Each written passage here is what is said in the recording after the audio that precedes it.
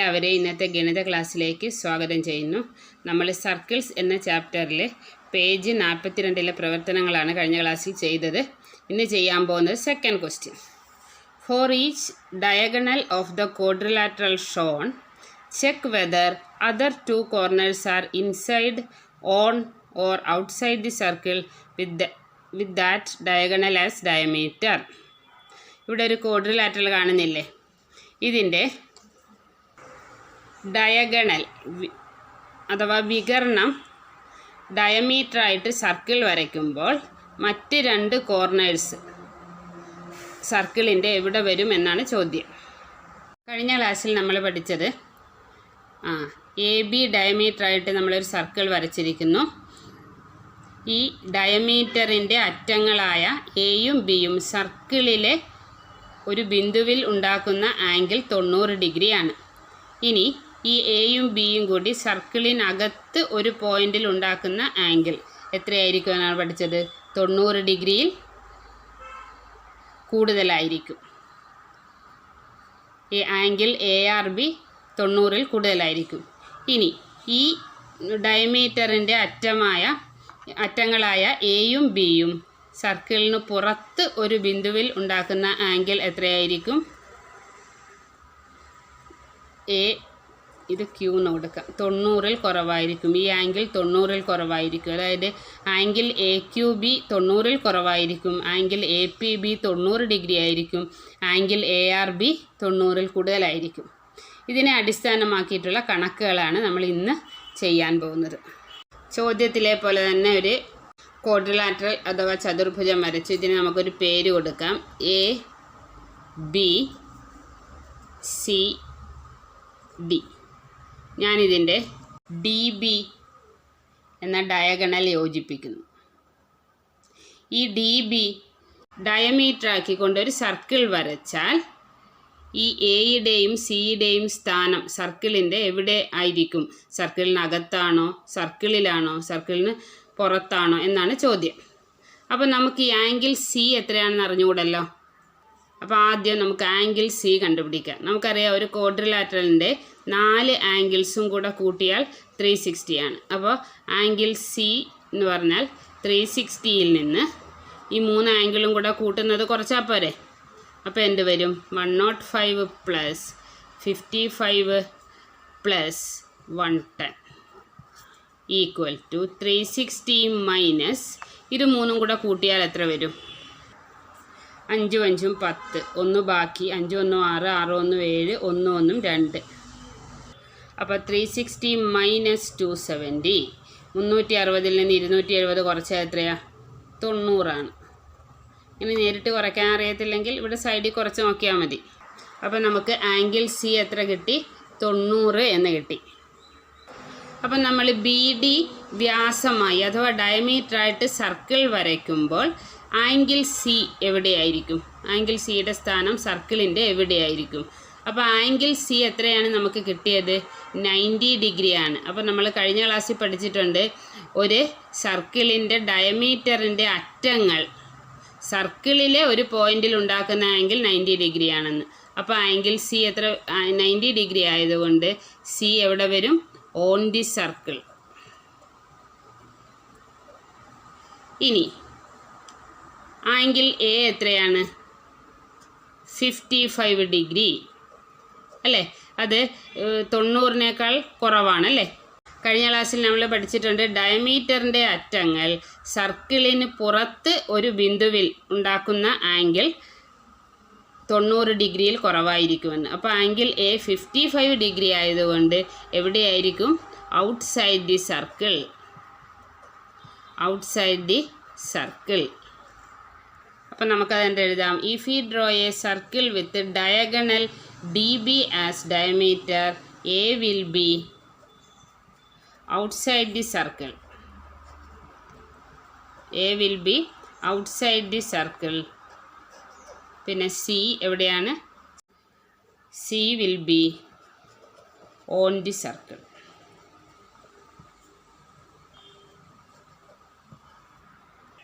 ഇനി നമ്മൾ D B എന്ന ഡയഗണൽ വരച്ച് സിയും എയും സർക്കിളിൻ്റെ എവിടെയാണ് കണ്ടെത്തി. ഇനി നമ്മൾ AC എന്ന വികരണം വരയ്ക്കുന്നു. ഈ വികരണം ഡയമീറ്റർ ആക്കിക്കൊണ്ട് ഒരു സർക്കിൾ വരച്ചാൽ ഡിയുടെയും ബിയുടെയും സ്ഥാനം എവിടെയായിരിക്കുമെന്നാണ് ചോദിച്ചിരിക്കുന്നത്. അപ്പോൾ ഡി 90 ഡിഗ്രിയിൽ കൂടുതലാണ്, ബിയും എന്താണ് 90 ഡിഗ്രിയിൽ കൂടുതലാണ്. ഇങ്ങനെ അപ്പോൾ 90 ഡിഗ്രിയിൽ കൂടുതലായതുകൊണ്ട് പിന്നെ AC ഡയമീറ്റർ ആയിട്ട് സർക്കിൾ വരച്ചാൽ ഡിയുടെയും ബിയുടെയും സ്ഥാനം എവിടെയായിരിക്കും? Inside the circle. അപ്പം നമ്മളത് എന്തെഴുതും? If we draw a circle with diagonal AC as diameter, B and D will be outside the circle. The second question.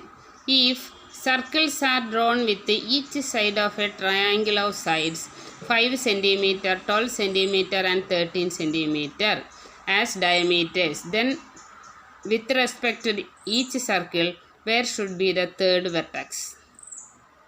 നമുക്ക് ഒരു ട്രയാങ്കിൾ തന്നിട്ടുണ്ട്. ആ ട്രയാങ്കിളിൻ്റെ സൈഡ്സ് 13 cm, 12 cm, 5 cm എന്നാണ് തന്നിട്ടുള്ളത്. അപ്പോൾ ഈ ട്രയാങ്കിളിന് നമുക്ക് വേണേൽ ഒരു പേര് കൊടുക്കാം, ABC. ഈ ട്രയാങ്കിളിൽ AB ഡയമീറ്ററായിട്ട് ഒരു സർക്കിൾ വരച്ചാൽ സിയുടെ സ്ഥാനം എവിടെയായിരിക്കും? BC ഡയമീറ്ററായിട്ട് ഒരു സർക്കിൾ വരച്ചാൽ എയുടെ സ്ഥാനം എവിടെയായിരിക്കും? AC ഡയമീറ്ററായിട്ട് ഒരു സർക്കിൾ വരച്ചാൽ ബിയുടെ സ്ഥാനം എവിടെയായിരിക്കുമെന്നാണ് ക്വസ്റ്റ്യൻ. ഒരു ആംഗിളും തന്നിട്ടില്ല. നമുക്കറിയാവുന്നത് ഡയമീറ്ററിൻ്റെ അറ്റങ്ങൾ വൃത്തത്തിലെ ഒരു ബിന്ദുവിൽ ഉണ്ടാക്കുന്ന ആംഗിൾ 90 ഡിഗ്രിയാണ്. വൃത്തത്തിന് പുറത്ത് ഒരു ബിന്ദുവിൽ ഉണ്ടാക്കുന്ന ആംഗിൾ 90യിൽ കുറവാണ്. വൃത്തത്തിനകത്ത് ഒരു ബിന്ദുവിൽ ഉണ്ടാക്കുന്ന ആംഗിൾ 90യിൽ കൂടുതലാണ്. അപ്പോൾ നമുക്ക് എന്തറിഞ്ഞിരിക്കണം? ആംഗിൾ അറിഞ്ഞിരിക്കണം. ഇവിടെ ആംഗിൾ അറിയാൻ വല്ല വഴിയും ഉണ്ടോ? ഇല്ല.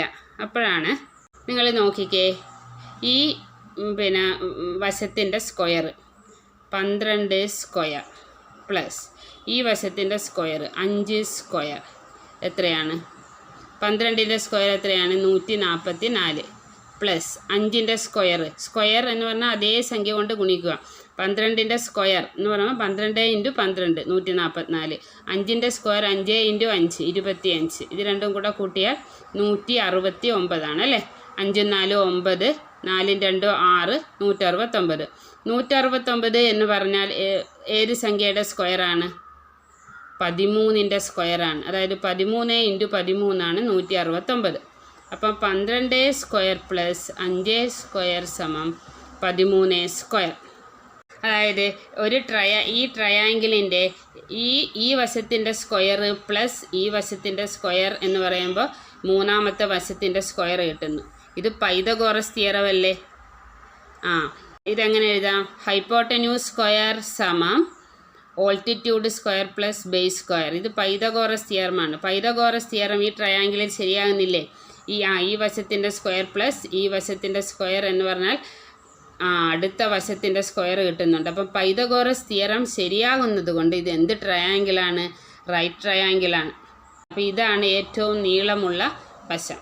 അപ്പം നീളമുള്ള വശം ഏത് ആംഗിളിനെതിരെയുള്ളതായിരിക്കും? 90 ഡിഗ്രിക്ക്. അപ്പോൾ ആംഗിൾ C 90 ഡിഗ്രി ആയിരിക്കും. നമുക്കറിയാം ഒരു ട്രയാങ്കിളിൻ്റെ 3 ആംഗിളും കൂടെ കൂട്ടിയാൽ 180 അപ്പോൾ ആംഗിൾ C 90 ആണെങ്കിൽ ആംഗിൾ Aയും ആംഗിൾ Bയും കൂടെ കൂട്ടിയാൽ എത്രയായിരിക്കും? 90. എന്നാലല്ലേ നമുക്ക് 3 ആംഗിളും കൂടെ കൂട്ടിയാൽ 180 കിട്ടത്തുള്ളൂ. അപ്പോൾ ആംഗിൾ Aയും ആംഗിൾ Bയും കൂടെ കൂട്ടിയാലാണ് 90. അപ്പോൾ ആംഗിൾ Aയും 90ൽ കുറവാണ്, ആംഗിൾ Bയും 90ൽ കുറവാണ്. അപ്പോൾ നമുക്ക് എല്ലാത്തിൻ്റെയും ആംഗിൾ 90 ആണോ 90ൽ കുറവാണോ എന്ന് കിട്ടിയല്ലോ. ഇനി നമുക്ക് എളുപ്പം ഇതിൻ്റെ ഉത്തരം കണ്ടുപിടിക്കാം. AB ഡയമീറ്ററായിട്ട് നമ്മളൊരു സർക്കിൾ വരച്ചാൽ C 90 ഡിഗ്രി ആയതുകൊണ്ട് C is on the circle. പിന്നെ BC ഡയമീറ്ററായിട്ട് നമ്മളൊരു സർക്കിൾ വരച്ചാൽ ആംഗിൾ A 90ൽ കുറവല്ലേ? അപ്പോൾ ആംഗിൾ A എവിടെയായിരിക്കും? Outside the circle. ഇനി AC ഡയമീറ്ററായിട്ടൊരു സർക്കിൾ വരച്ചാൽ ആംഗിൾ B 90ൽ കുറവായതുകൊണ്ട് B ഈസ് എവിടെയായിരിക്കും? Outside the circle. അപ്പോൾ നമുക്കത് എങ്ങനെ എഴുതാം? Since sum of square of 2 sides is equal to square of third side, therefore it is a right triangle. Pythagoras theorem satisfy ചെയ്യുന്നതുകൊണ്ട് ഇത് റൈറ്റ് ട്രയാങ്കിൾ ആണ്.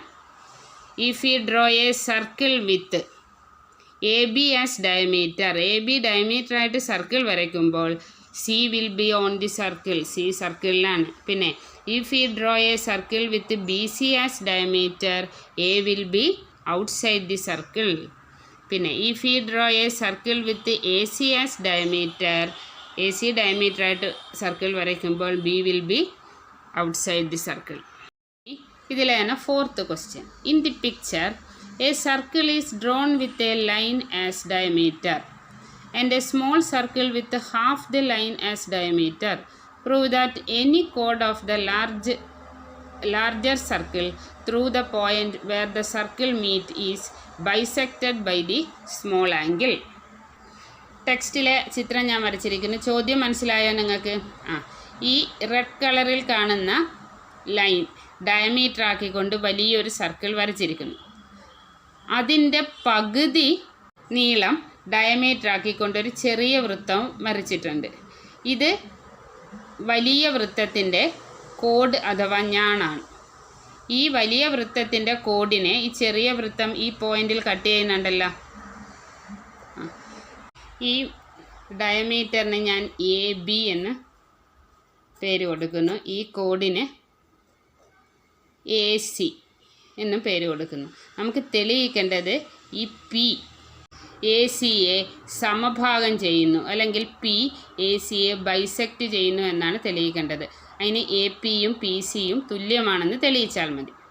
അപ്പോൾ എ ബി ഈ വലിയ സർക്കിളിൻ്റെ ഡയമീറ്റർ ആണെന്ന് പറഞ്ഞു. ഈ ഡയമീറ്ററിൻ്റെ പകുതി നീളം ഡയമീറ്റർ ആക്കിക്കൊണ്ടാണ് ചെറിയ സർക്കിൾ വരച്ചിരിക്കുന്നത് അല്ലേ. അപ്പം ഈ വലിയ സർക്കിളിൻ്റെ പകുതി നീളം എന്ന് പറഞ്ഞാൽ ഈ എയോ എന്നുള്ള നീളമായിരിക്കുമല്ലോ അല്ലേ. അപ്പോൾ ഈ ഒ വലിയ സർക്കിളിൻ്റെ എന്തായിരിക്കും? സെൻറ്റർ ആയിരിക്കും അല്ലേ. എ ബി ഡയമീറ്ററാണ് അഥവാ വ്യാസമാണ്.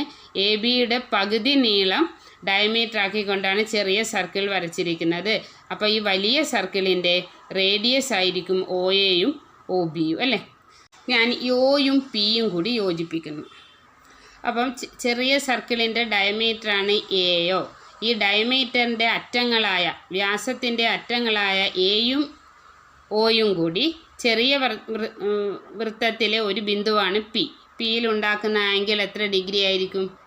90 ഡിഗ്രി ആയിരിക്കുമെന്ന് നമുക്കറിയാമല്ലോ. അപ്പോൾ ഈ ആംഗിൾ 90 ആണ്. പിന്നെ നമ്മൾ പഠിച്ചിട്ടുണ്ട് perpendicular from centre to code bisect the code എന്ന് പഠിച്ചിട്ടില്ലേ? അപ്പോൾ ഈ വലിയ വൃത്തത്തെ നിങ്ങൾ നോക്കിക്കേ. ഈ വലിയ വൃത്തത്തിലെ ഒരു ഞാണാണ് അല്ലെങ്കിൽ കോഡാണ് എ സി. ഈ വലിയ വൃത്തത്തിൻ്റെ സെൻറ്ററാണ് ഒ. നമ്മൾ എന്താണ് പഠിച്ചത്? സെൻറ്ററിൽ നിന്ന് കോഡിലേക്ക് വരയ്ക്കുന്ന പെർപെൻഡിക്കുലർ. ഇത് സെൻറ്ററിൽ നിന്ന് ഈ കോഡിലേക്ക് വരയ്ക്കുന്ന പെർപെൻഡിക്കുലർ അല്ലേ. ഈ ആംഗിൾ 90 ഡിഗ്രിയാണ് കിട്ടിയിട്ടുണ്ടല്ലോ. Bisect the code. അപ്പം ഈ സെൻറ്ററിൽ നിന്ന് ഈ പിന്നെ പിയിലേക്ക് വരയ്ക്കുന്ന ഒ പി പെർപെൻഡിക്കുലറാണ്. അപ്പോൾ ഈ പെർപെൻഡിക്കുലർ ഈ ഒ പി എന്ന പെർപെൻഡിക്കുലർ എ സിയെ തുല്യമായി ഭാഗിക്കും. അപ്പോൾ എ പിയും പി സിയും തുല്യമാണ്. അപ്പോൾ നമുക്ക് പറയാമല്ലോ പി ബൈസെക്റ്റ് എ സി. അതാണ് നമുക്ക് തെളിയിക്കേണ്ടത്. അപ്പോൾ നമുക്കതെങ്ങനെ എഴുതാം? AO is the diameter of small circle. Therefore angle A P O 90 degree. ആംഗിളിനെ semi circle അർദ്ധവൃത്തത്തിലെ cone മട്ടകോണാണ്. A C is A code of large circle. ഈ ലാർജ് സർക്കിളിൻ്റെ ഒരു കോഡ് അഥവാ ഞാനാണ് A C. The perpendicular from centre to code bisect the code എന്ന് നമ്മൾ പഠിച്ചിട്ടുണ്ട്. കേന്ദ്രത്തിൽ നിന്നും ഞാണിലേക്ക് വരയ്ക്കുന്ന ലംബം ഞാണിനെ സമഭാഗം ചെയ്യുന്നു. അപ്പോൾ A P equal to C P. അതാണ് നമുക്ക് തെളിയിക്കേണ്ടത്.